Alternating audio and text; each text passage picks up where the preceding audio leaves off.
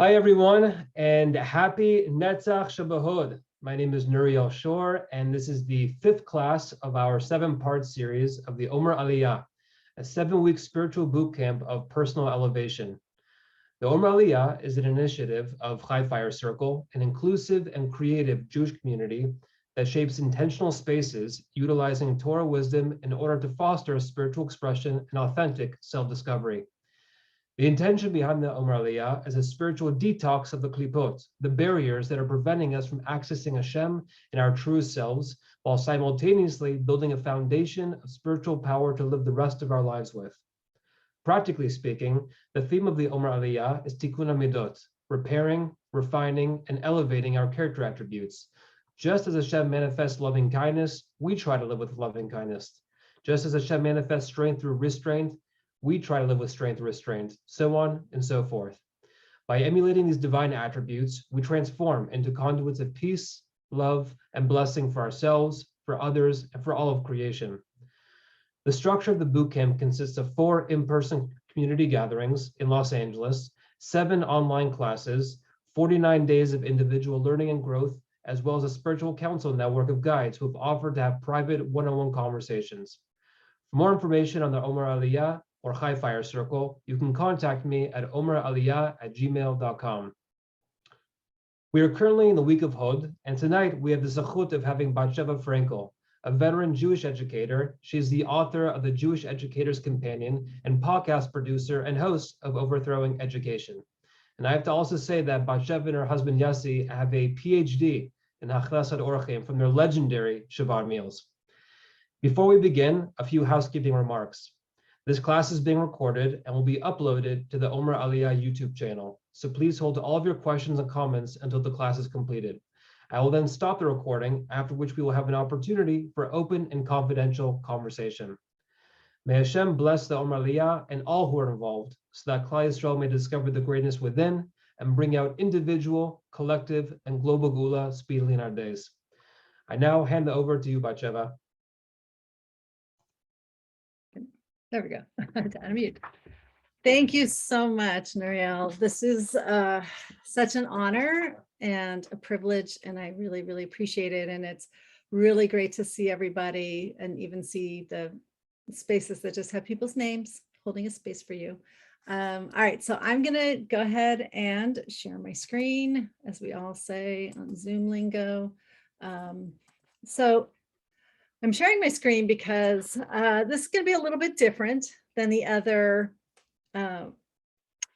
presentations that you've seen, and the other ones, because as an educator, I feel that not everybody is an oral learner, meaning it's not just about listening, but sometimes people are visual learners, and it really helps to have kind of a visual cue. And for some people, it just kind of reinforces everything of what I'm going to be speaking about. So I'm going to do it with a visual component as well. So that's the first thing. And I also wanted to say that if you want to put something, I might ask you to put something in the chat box. It's very hard for me as an educator not to be interactive, but I'm going to try to stick to the format as much as I can. So, okay, the first thing you'll notice on this little slide about Hod, which is our meetup for the week, and one of the things you might notice is that it's kind of emerging, that there's kind of a happy, positive vibe about it. But if you look really closely, there's like a little bit of darkness in there. So I'm gonna be presenting lots of ideas and Torahs and practical ways to integrate Hod into our lives.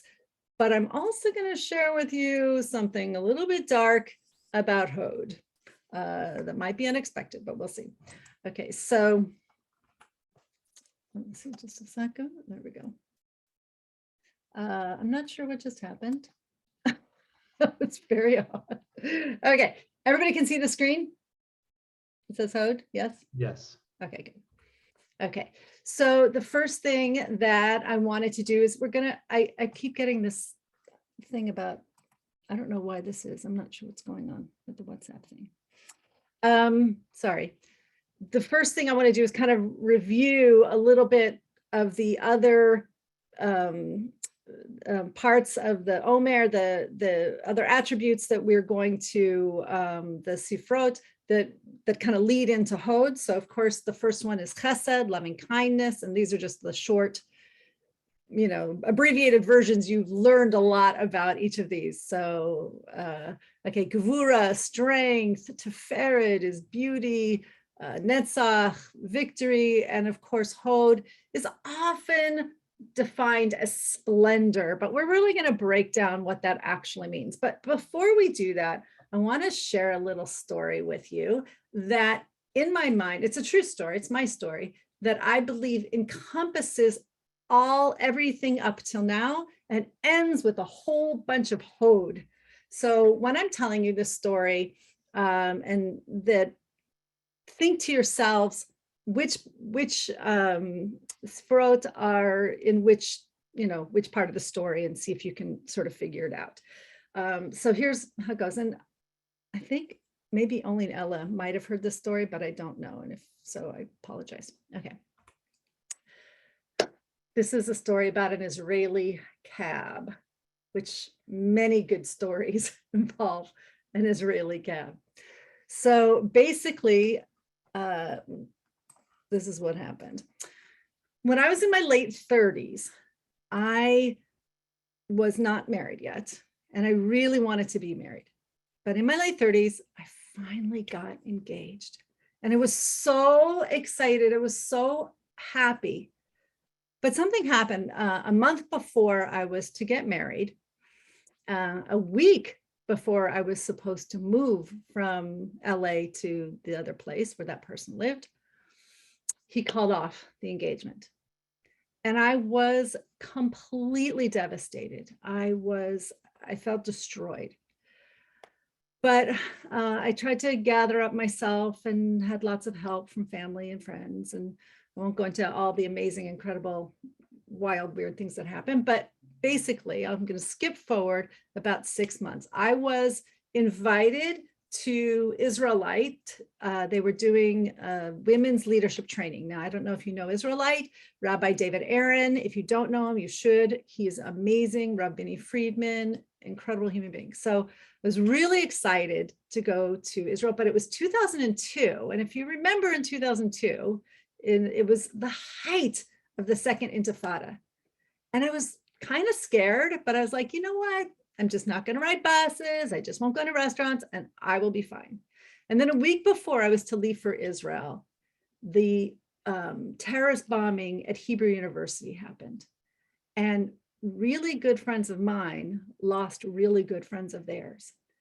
And it also made me think, I could avoid the buses and I could avoid the restaurants, but that one really hit me hard. It was like, it could happen anywhere. It could just be anywhere. And so suddenly I was terrified, absolutely terrified. And so even I was like, I'm still going to go. I can't not go. So I got to the airport, terrified all the way from the minute I hit the airport on the plane in Israel. I was really having a hard time. And the second night I was there, a friend of mine who lived outside of she'd just gotten married, and she and her husband lived outside of the old city where the Israelite program was. And she wanted me to come visit. So I said, okay, I'll get in a cab and I'll go. So I got in the cab and I said, trying to impress the driver with my excellent Hebrew, Ani rotza lelechet wherever the address was. And he took me there and I had a great time with my friend. And then afterwards she said, there's a cab service that I always use. I'll call them and order you a cab, which she did. I get in the cab and I say, Ani rotza lelechet lerova. I want to go to the Rova. And the cabbie says, Lo lalechet, linsoa. He says, you don't want to say lalechet. That means you're going to walk there. That means you want to walk there. You say linsoa, that means I will drive you there. It's a different verb. And I was like, I felt so stupid because the other cabbie didn't say anything to me. He just let me be, ridiculous. So I'm sitting there and he says to me, apropos of nothing, he says, why aren't you married yet? And I'm thinking like, did my mom put you up to this? What's the deal? And like, I really didn't need to say anything, but I said, well, I was engaged, but he broke it off.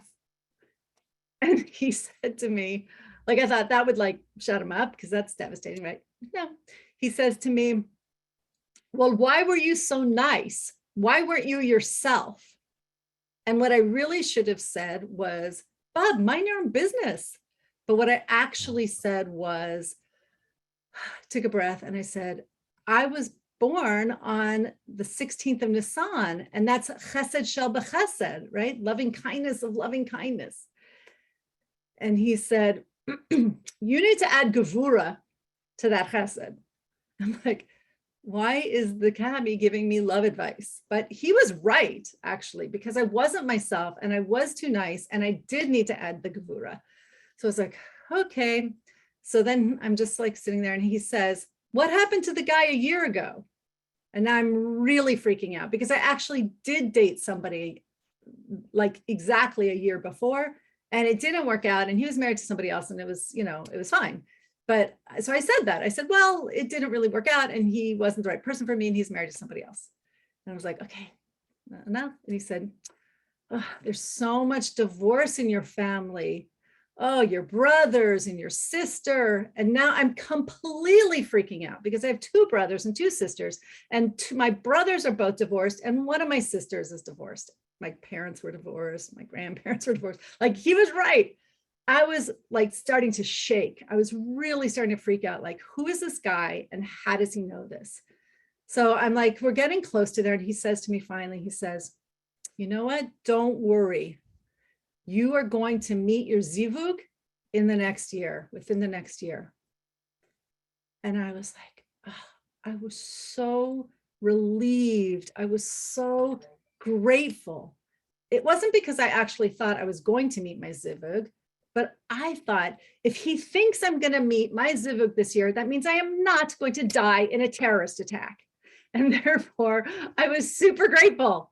I was super happy that I was going to be okay. So I got back to the old city and I called up my friend and I said, told her what happened. I was like shaking and crying. And she says, wow, the next time I call that cab service, I'm going to say, Ani rotza makubal cabi, rak makubal cabi. I want to get the, how do you translate makubal? The mystical, you know, all knowing whatever cabbie, only that cabbie. I only want that one. So we called him Makubal cabbie. So a year goes by because that was July. Following July, I'm just, you know, I was like, I did not, there's no zivug to speak of right now. So at the end of August, I actually did meet Yossi, who is now my husband. And, but we were, you know, we were dating and getting more serious and then we got engaged. And I thought, you know what, Makubal cabbie, he didn't know what he was talking about.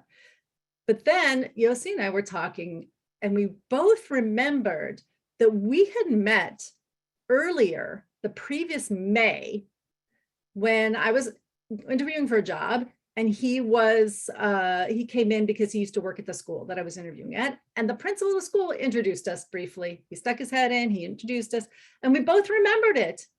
And I was blown away. I was in a complete state of awe that the Makubal cabbie was actually right. So that's my story.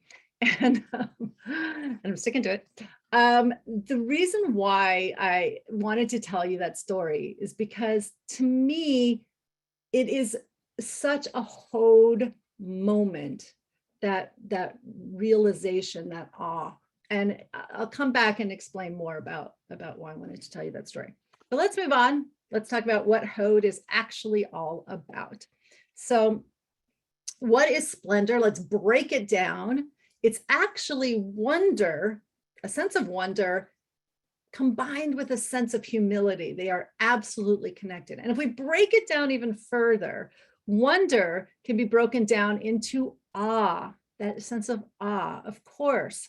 And humility can be broken down into, can move into gratitude, because if we're truly filled with humility, we will it will lead to a sense of gratitude. So the other thing is that gratitude can lead to wonder, and awe can lead to humility. And guess what else? Gratitude can lead to awe, and awe can lead to gratitude. And I could put more arrows of this leads to that, but it's starting to get very crowded.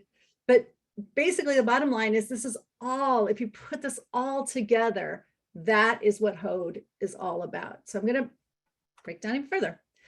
First, I wanted to address the idea of wonder. And Svi Freeman has an app that is wonderful. It's an Omer counting app. And I don't know if it's his app, but he's on it. And it's great because ever since I've had this app, I don't forget to count the Omer. It's like amazing. But the other thing is he gives like a little teaching for each day. And so I found this and I thought this was a really beautiful description of wonder. He says, wonder is the first step of any journey, and it breathes life into every step along the way. Wonder is the sense that precedes understanding or knowing or even feeling. Wonder is the gateway that allows wisdom entry. It's that sense of nothingness that lets you stand before an infinite light, start each day with wonder, and open your eyes to the miracles that abound. So I love that idea so much. If we can keep that in our mind, there's actually a Greek term that is similar to this idea. It's called Aporia. And Aporia basically means that sense of coming to a space or coming to the understanding that you are an empty vessel waiting to be filled with knowledge, that you don't know everything and you're humbled and open to learning. So another way to look at it. So let's break down wonder 2. Awe. How does wonder can lead to awe, and awe can also be seen as yira. When we say yira, oftentimes, like we say yirat shmaim, yirat Hashem, it's translated often as fear, but it's not fear like I'm afraid, I'm scared kind of fear. So I actually really prefer the word awe because it can be fearful when you feel that kind of awe and you are in awe of the creator of the entire universe, including stuff that we don't even know about yet. That will fill you with awe and maybe even a little bit of fear. But really, yira comes from, there's a root in it that is also about the word for to see, to be aware of. And so yira, this form of awe, is really about saying, I'm aware that Hashem is aware. Now, this was an idea that I just learned from my teacher, whose name is Rebbetzin Yehuda Skalshevsky. She's one of the greatest teachers I have ever experienced. And for any woman, I highly recommend you check her out. If you're interested in finding out more, I'll tell you. I'm going to tell you some more Torahs that I learned from her. But this one to me was really beautiful. This idea of awe is an awareness that I'm aware that Hashem is aware. That's a pretty, for me, it was a pretty new and interesting idea. So remember Greek, we'll bring you back Greeks. So Aristotle has said, knowing yourself is the beginning to all wisdom. Now that on the surface seems like a pretty cool thing to say. It's like beautiful, we should know ourselves. But if you really look into it, what he's saying is that you yourself are the center of all wisdom. It's very me-centered. And with that kind of attitude could actually be very dangerous. So I prefer what Mishle, the book of Proverbs, King Solomon says, the beginning of knowledge is yirat shamayim, is being in awe of God, having that feeling that we just discussed. That is the true beginning of knowledge. So then wonder and awe, of course, lead to humility, because if you are in complete awe and wonder of the world, it's humbling to think of, ourselves and what we know in this amazing world of knowledge and in Hashem's world. And that humility leads to gratitude. So if I am humble, if I'm truly humble, I'm so grateful for the gifts that are given me. I'm so grateful for the people in my life. I'm so grateful for the wacky, amazing things that happen, like Makubal Kabi. And those signs from Hashem, I'm looking for them. I'm humbled to them, and I'm grateful for them. And gratitude is basically an acknowledgement that Hashem is our source, the source of everything, the source of all, the source of all. And that is humbling, and also it really is using a sense of gratitude. And when you acknowledge that Hashem is our source, as I mentioned, it goes right back into humility. So it's this very nice little, I don't know, triangle, whatever. Okay, then gratitude leads right back to wonder. If I am grateful for Hashem's gifts, then that leads me to be in awe of the giver, Hashem. So you can see it just keeps, that's all those arrows, everything just connects really, really well. So this is my first tool that I'm offering up to you, is to put awe into your life, to get a sense of awe. If you're feeling that you want to get that percolating in yourself, you can take an awe walk. So I'll explain. An awe walk is basically, it's a walk that you take that's not just about getting from point A to point B or getting your 10,000 steps in. It's about really noticing amazing things, like really looking at details. So it could be something like just noticing the flowers along the way and the beautiful colors and the way they're shaped and all the differences, and like really taking that moment to notice it. It could be looking at a tree that has an interesting shape and textures and everything, and just like really not just walking by them, but really, really looking at them, even just take a minute. It could be about the different creatures you meet along the way. It could be about the interesting, wacky things you see that were unexpected, that you don't even understand. It doesn't always actually have to be in nature. That is, that's the best.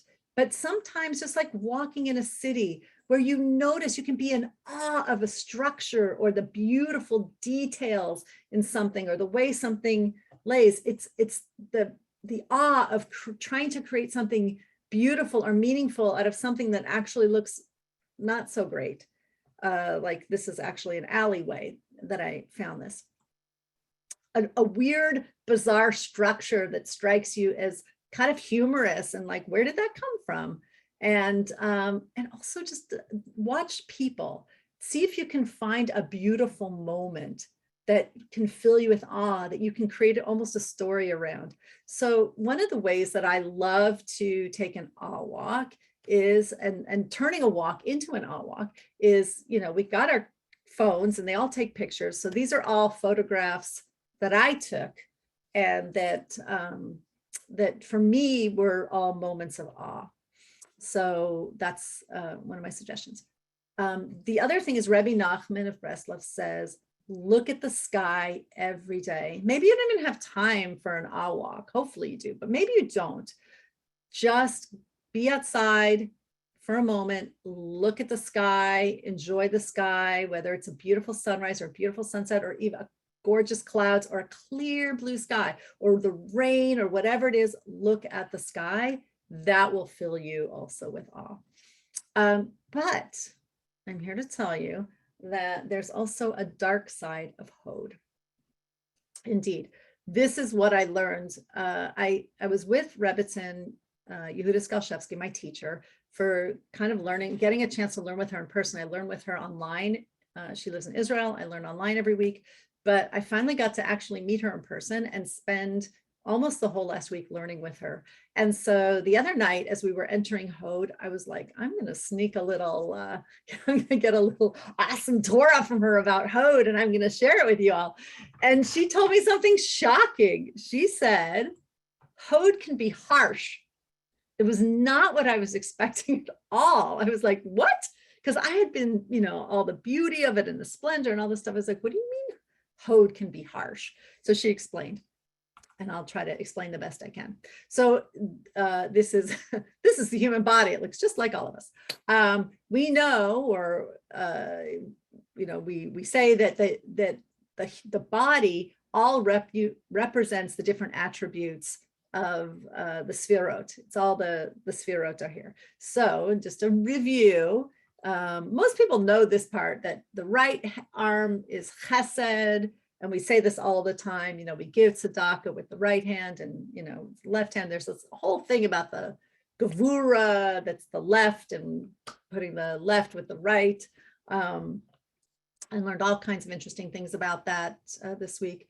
And then the combination, it kind of combines, and we get to ferret, that's our torso. And then our thighs, Netzach is the right thigh. And of course, Hod is the left thigh.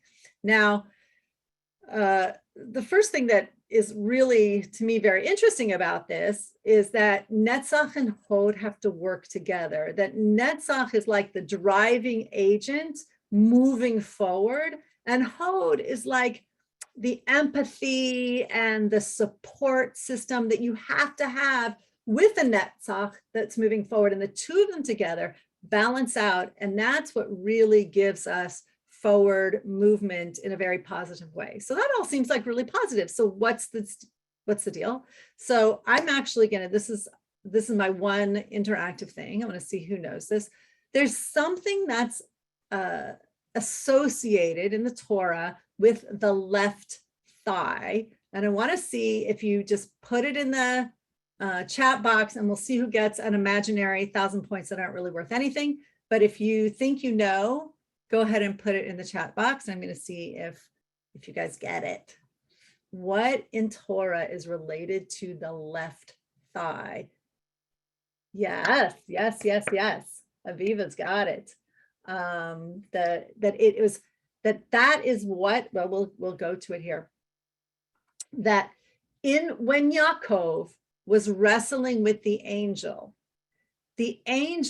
tore and damaged Yaakov's left thigh, and that is where Hod is. And so it is a danger. It's an opportunity for spiritual what's the word? Spiritual crumbling. That's not the word I'm thinking of. This is what happens, by the way, you get to a certain age and like words just don't come to you. Attrition, that's what I wanted. It's an opportunity for spiritual attrition, and we don't want that. So it's really interesting because the Hod of Hodness, like the ultimate Hod Sheba Hod, is Lag BaOmer, right? And so, which is tomorrow night. And that ultimate Hod Sheba Hod is actually a very dangerous time. And that is when we have to be even the most careful of the harshness of Hod, of the possibility of this attrition of spirituality. It's very harsh. So, but the good news is, what do we have on Hod Sheba Hod? It is Lag BaOmer. And Lag BaOmer celebrates, and I say celebrates, not commemorates, not memorializes, but excuse me, but celebrates Rabbi Shimon Bar Yochai and his death, because his death was actually, it was the completion of him giving over the inner dimensions of Torah. And this, by the way, this is all of what Yehudis was telling me about and telling us about. And she said that the entire, I actually wrote it down because it was so beautiful that I really wanted you to see it. So that the Torahs that Rabbi Shimon Bar Yochai gave over to the world, those are the root of all the Torah that we still have in this world. That is such a mind-blowing idea. This is the transformation of Hod the harshness of Hod. It is the medicine that we can use to combat the harshness of Hod. So we need something to overthrow the potential damage of Hod. So Torah study, Torah learning, deep, the inner dimensions of Torah is a way to overthrow that. But the other thing is, what do we do when we celebrate Lag BaOmer? People, I guess in Israel, they're like a lot shooting arrows and hitting each other the head with these bunker things. But really, when we're celebrating Lag BaOmer, one of the things we do is dance. And one of the things we do on Lag BaOmer is have weddings. So many people I know get married on Lag BaOmer, including me. I got married on Lag BaOmer. It'll be 18 years tomorrow night.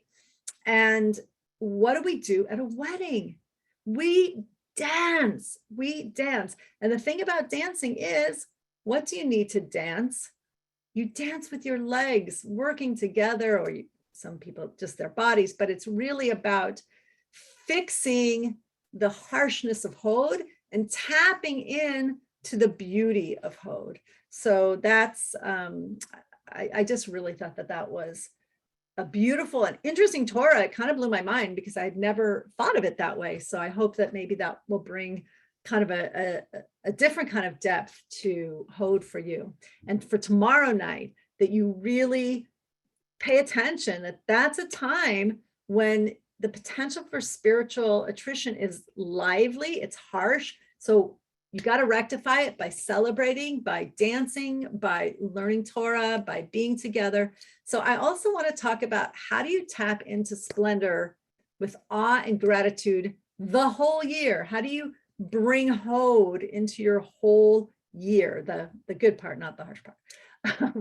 So I want to give you a few ideas. And in addition to the awe walk, there's some other things I wanted to share. Obviously, art and music. So much about, if you appreciate art, if you really, really appreciate whatever the art is that you appreciate, music, whatever kind of music you listen to, dance to, groove to, that moves your soul, those are wonderful. If you also create any kind of art, whether it's, like I love photography, I love doing photography. I'm not selling my photography. I just really love it, and I love to share it, and it makes me appreciate the world in a different way. And some people, for them, it's creating music, whether it's professionally or just for themselves or for their friends.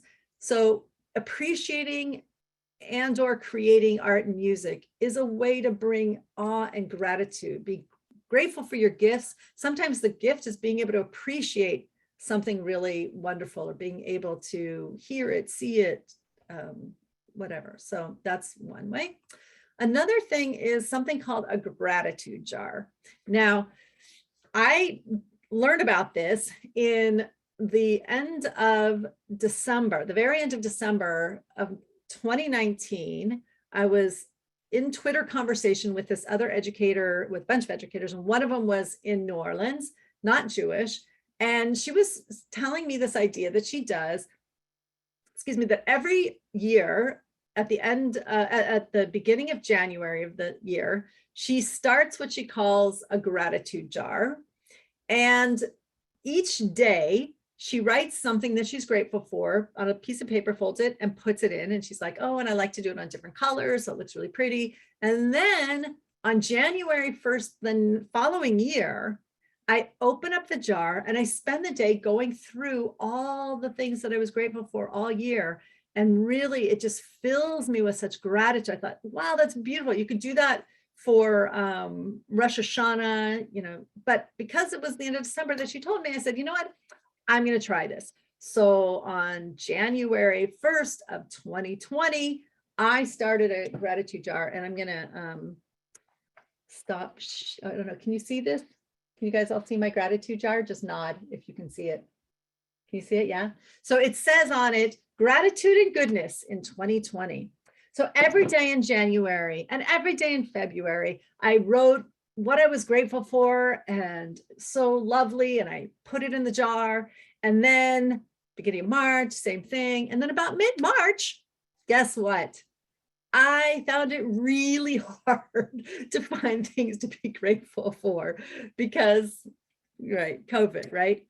It was a really, really hard year. It was probably the hardest year I can ever remember in my lifetime. It was devastating, challenging, everything. And it took every bit of me to force myself. It took a couple weeks before I could do it. And then in April, I was like, I have to do this every day. I have to come up with something that I'm grateful for, even if it was the same thing I was grateful for yesterday. You know, I didn't get COVID or whatever the thing was that I was grateful for. So I was able to fill the jar. And then on January 1st, 2021, when I was supposed to open the jar, I couldn't do it. I couldn't do it because I did not want to relive that year. It was too soon. I was still in it. I was still involved in it. And I didn't open it. And I didn't open it for all of January 2021. It is now May 2022. I have still not opened the jar. So people, here we go. Right now, in front of you all, I am now going to open the jar. And out pops one. I'm not going to read it. I'll read it to myself. I don't know. I'm not even going to read it. But it's open. And I'm going to go through it. And I was inspired to do that because of telling you all about it. But it is a beautiful idea. It really, really is. And it meant a lot to me. And it got me through a really hard year. And even the fact that I'm not able to read them yet, I think I'm ready finally to be able to read it.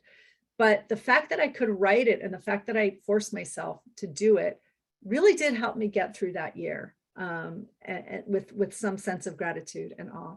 So that's my recommendation. The other thing is to tell each other our stories. I told you a story at the beginning of the session, and I hope that it was not only hopefully entertaining, but hopefully you got my sense of awe in there and my sense of gratitude that was woven in there. And when we listen to each other's stories, not only do we learn about each other, but we each have amazing stories. Everyone has an amazing story to tell. And when we really listen to each other, we really connect with each other on a different kind of level. And it opens up our ability not only to be in awe of what happens to us directly, but also to be able to see and to be humbled by what we see that's happening in the world to other people, to everyone else. So share your stories. Another thing is using kavana with a brachot. I have to admit that I was really bad at this. When you've been saying brachot for a whole bunch of years, after a while, sometimes it becomes a little rote. But again, learning with Yehudis, she really installed for me the importance of kavana with a brachot, because she said that when you're saying your bracha, let's say over water, or an apple or whatever it is. So when you're doing that, you are connecting yourself in that moment directly with Hashem, because that thing, that water, that apple, that whatever, it's not yours at all. It's totally Hashem. It's all from Hashem. It's totally Hashem's. And in that moment that we say that bracha, it's like Hashem is handing it over. It's like we are unifying, and now it becomes mine. And also, tea is just tea. Water is just water. An apple is an apple. But when we make a bracha over it, we're taking it from the realm of everyday, of mundane, and we're making it holy. We're bringing something holy. So I just started this last week to really focus before I say every bracha. Just take that second to just focus on that, the unification with Hashem, the sort of handing over, the fact that what I'm going to ingest now is going to be holy, or the mitzvah that I'm going to do is bringing holiness into this world. Is very powerful. And then the last thing is really the first thing, and the everything is recognizing that Hashem is in everything. And sometimes, we get into these dark places, we get overwhelmed, we're stressed, or whatever. That's the time I suggest to breathe in and really just recognize Hashem in everything. And when we do that, then we are really tapping into that sense of awe that is accompanied with the humility that leads to the gratitude and all of that. We're really tapping into the Hod, and that is splendor. And that is it for me. I will stop sharing. I'm back. Thank you, Batsheva, so much for sharing those amazing personal anecdotes and weaving in themes of awe, humility, gratitude, and also just like real world practical examples of how to incorporate this into our everyday life. And I'm sure I speak for all of us when we say how grateful we are that you decided to open up the gratitude jar during this class. I typed in the chat box, Shechenu Vikimano. Absolutely. So at this point, we are going to stop the recording, and which of course we will then open it up to open and confidential conversation. So again, for all those of you who are watching this class, we hope that you will join us next week. You could always email me at omeraliyah@gmail.com.